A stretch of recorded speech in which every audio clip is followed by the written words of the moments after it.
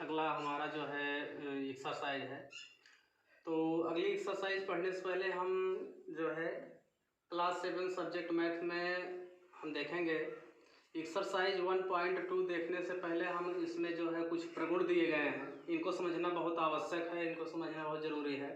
तो जैसे क्या है कि properties of subtraction of integers, इसके पहले तो हम पढ़ चुके हैं। क्या कहते हैं कि properties of addition of integers, यानी पूर्णांकों के योग का प्रगुण, और ये हमारे पूर्णांकों के घटाव का प्रगुण है। तो इसको हम पहले समझेंगे। अगर ये हमको समझ में आ जाएगा तो क्वेश्चन सॉल्व करने में हमें कोई प्रॉब्लम नहीं होगी।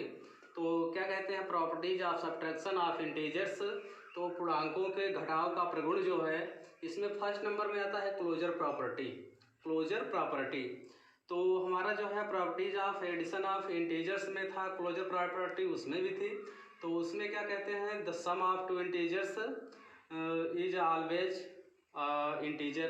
तो इसमें हमारा जो है क्लोजर प्रॉपर्टी में क्या आएगा, क्लोजर प्रॉपर्टी में the difference of two integers is always integer an integer.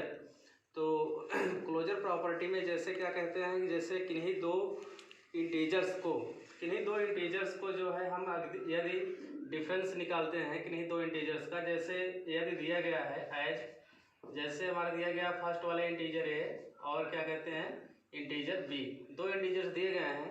यदि इनका हम डिफरेंस निकालें, जैसे ए माइनस बी, ये इंटीजर्स जो आएगा डिफरेंस निकालने पर वह जो है बी माइनस ए, वो ए माइनस बी डिफरेंस क्या आएगा इसका, इंटीजर एन इंटीजर, और बी माइनस ए भी जो है एन इंटीजर ही आएगा, इंटीजर। तो इसमें जो है डिफरेंस का मतलब होता है कि जो वैल्यू यानी जो मान जो डिजिट अधिक रहेगा उसमें से हम कम वाले को माइनस करेंगे। इंटीजर वो डिफरेंस का मतलब ये होता है। तो A minus B is equal to an integer, यानी ए में से बी को जब सब्ट्रैक्ट करेंगे तो वो हमारी वैल्यू क्या आएगी, एन इंटीजर, यानी एक इंटीजर होगा। और यदि बी माइनस से भी अगर कोई डिजिट है, अगर बी में से ए को घटाते हैं तो उसमें भी एक इंटीजर प्राप्त होता है। इसलिए हम बी कैन से दैट कह सकते हैं कि A minus B is equal to B minus A. ठीक, इस तरीके से हमारी क्लोजर प्रॉपर्टी है। तो क्लोजर प्रॉपर्टी के बाद हमारा आता है, अब क्या कहते हैं, क्लोजर प्रॉपर्टी के बाद आता है हमारा कॉम्यूटेटिव प्रॉपर्टी। कॉम्यूटेटिव प्रॉपर्टी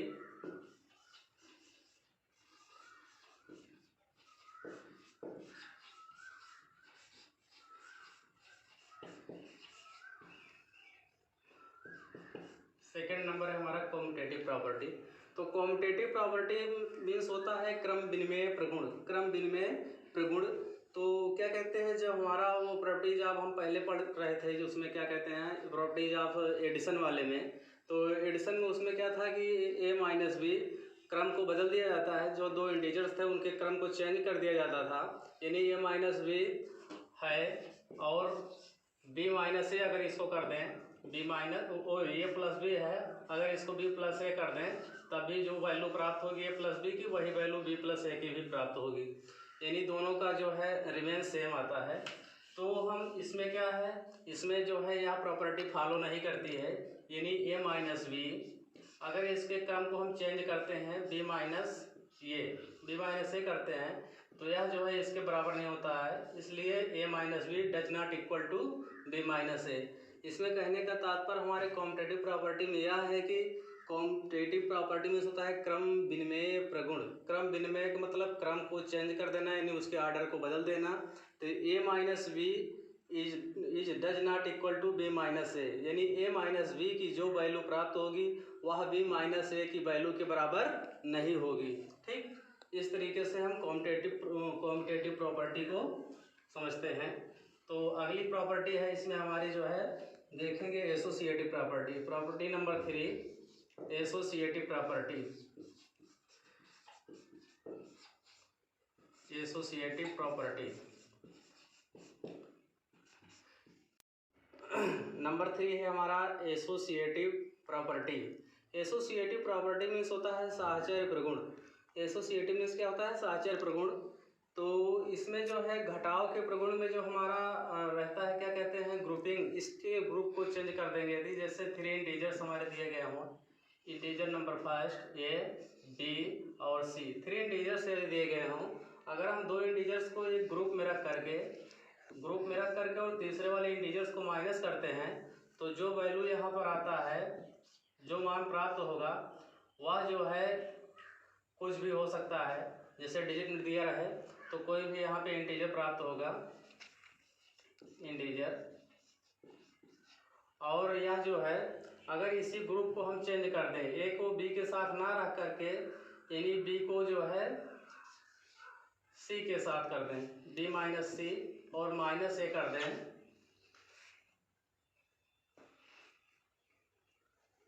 ये सॉरी ए माइनस ए को बाहर कर लें और बी ए माइनस बी माइनस सी, तो यह जो वैल्यू प्राप्त होगी वह इस इंटीजर के बराबर नहीं होगी। ठीक, यह इसके बराबर इंटीजर नहीं प्राप्त होगा, नो इंटीजर।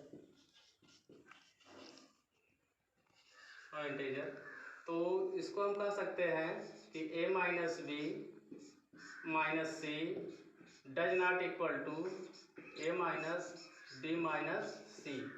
यानी इसमें जो है ग्रुप को चेंज करते हैं, ग्रुप को जब बदला जाता है तो ग्रुप को बदलने से जो वैल्यू प्राप्त होगी हमारी वह इक्वल नहीं होगी। यानी यह प्रॉपर्टी जो है इसमें जो है यानी एसोसिएटिव प्रॉपर्टी घटाव के प्रगुण में फॉलो नहीं करती है, घटाव के प्रगुण में फॉलो नहीं करती है। अब आइए हम देखते हैं एग्जाम्पल देखते हैं। एग्जाम्पल नंबर फर्स्ट दिया गया है, एग्जाम्पल नंबर फर्स्ट हमारा दिया गया है, जैसे है evaluate the following, evaluate the following से evaluate the following,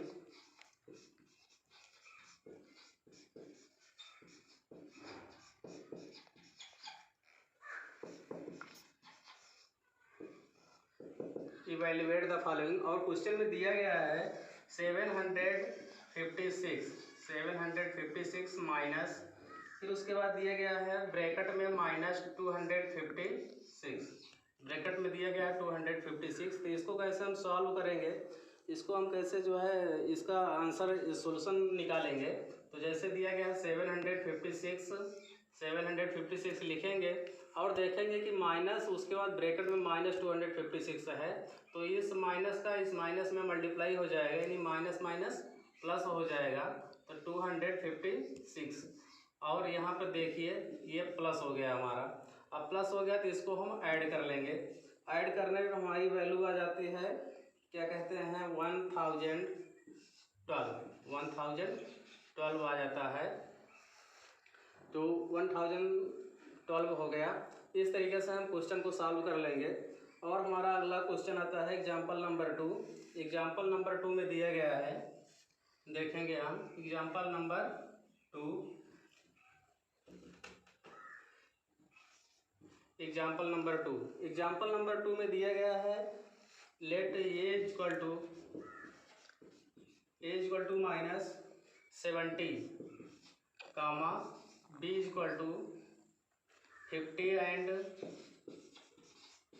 C equal to minus 20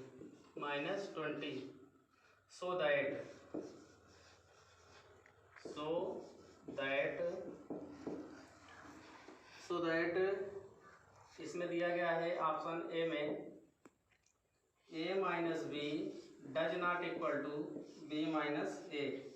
यानी जो है कॉम्पिटेटिव प्रॉपर्टी, घटाव की वो क्या कहते हैं, कॉम्पिटेटिव प्रॉपर्टी है ये। तो इसको हम देखिए, इसमें वैल्यू सब दिए गए हैं, A equal to minus 70, B equal to 50, C equal to minus 20 दिया गया है।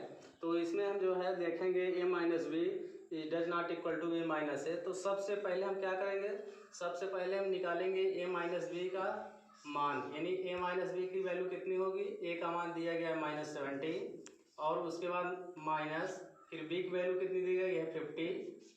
अब देखिए माइनस यहाँ पर भी है, माइनस यहाँ पर भी है, तो माइनस माइनस ऐड हो जाता है, जैसा कि हम पहले कक्षाओं में पढ़ चुके। तो इसमें जो है हम ए और बी की वैल्यू क्या कहते हैं पुटअप करेंगे और ए और बी की वैल्यू यहाँ पर जो है रखेंगे। तो ए इक्वल टू -70 दिया गया है और बी इक्वल टू 50 दिया गया है, तो माइनस बी इक्वल टू 50 रख दिए। अब उसके बाद हम देखेंगे कि माइनस इसमें भी है माइनस इसमें भी है, तो माइनस और माइनस जो होता है ऐड हो जाता है। तो जैसे 70 में 50 जोड़ेंगे तो 120 आ जाएगा, -120 इतना आ गया हमारा मान। अब इसी तरीके से हम b माइनस ए का मान निकालेंगे। तो b माइनस ए का जब मान निकालेंगे, b की वैल्यू कितनी दी गई है 50 और माइनस ए की वैल्यू कितनी दी गई है -70। यहाँ पे देखिए ध्यान से, यहाँ b की वैल्यू हम 50 रख दिए, उसके बाद माइनस लगा हुआ था ऑलरेडी तो माइनस लगा दिए। उसके बाद जो है a की वैल्यू दी गई है -70, तो उसको हम ब्रैकेट में रखेंगे। -70 को हम क्या करेंगे ब्रैकेट में रखेंगे। अब उसके बाद इसको हम सॉल्व करते हैं। जैसे 50 और माइनस क्या हो गया प्लस, माइनस माइनस प्लस होता है और उसके बाद 70 लिखेंगे। अब इसको यदि हम ऐड करते हैं तो 120 ये भी आता है, लेकिन इन दोनों में डिफरेंस क्या है, अंतर क्या है कि यहाँ की जो वैल्यू प्राप्त है हमें, जो वैल्यू हम इसका सॉल्यूशन निकाले हैं माइनस है, इसमें लगा हुआ है -120 है और ये हमारा जो है पॉजिटिव है यानी +120 है। तो वी कैन से दैट हम कह सकते हैं कि a minus B does not equal to b minus A. इस तरीके से जो है हमारा यहाँ पे जो है सिद्ध हो जाता है, प्रूव्ड। यहाँ पे जो है a minus B does not equal to का यहाँ था इस प्रकार a minus B does not equal to b minus से, प्रूव्ड। Thank you.